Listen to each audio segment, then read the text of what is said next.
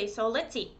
The verb to be, as in any language, is extremely important verb, and it's also irregular, which means that there are no rules why it is formed in that way.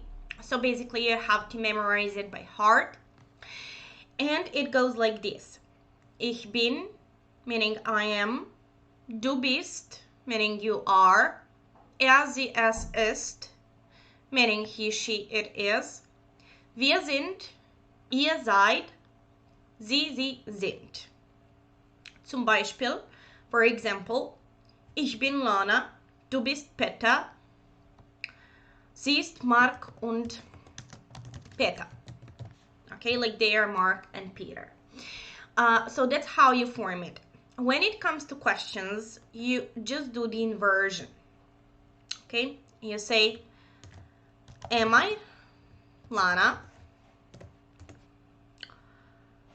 It would be, bin ich Lana? Ist Mark? Ist sie Tina? Okay, so you just do the inversion. This is one irregular, very important verb.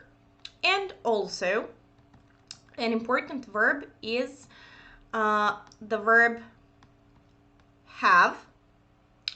Okay, and the verb have would be like this.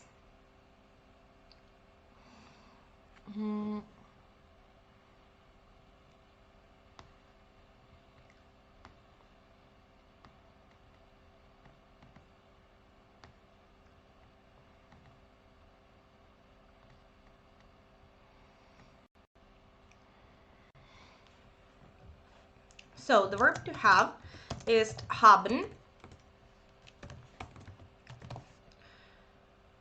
So actually, this verb is irregular only in the second and third person singular. In all other forms, it is regular, which means that you add the continuations that you generally add to regular verbs. So it would be, ich habe, I have; du hast, sie, es hat. Okay, so let's see here. The first person is regular. We added e, but here there is no b. Okay, we do add st and t, but no b. That's why it is irregular. So du hast, sie, es hat. Okay, and the plural is regular. So wir haben, ihr habt und sie haben. Okay, so just pay attention to the second and third singular, but everything else is regular. We also need inversion for questions. For example, du hast eine Schwester. You have a sister. The question form, the interrogative form, would be, hast du eine Schwester?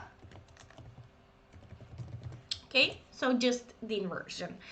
Those two are extremely important in speech, and especially the verb to be is completely irregular, so pay attention to that. And here just pay attention to two persons. Okay.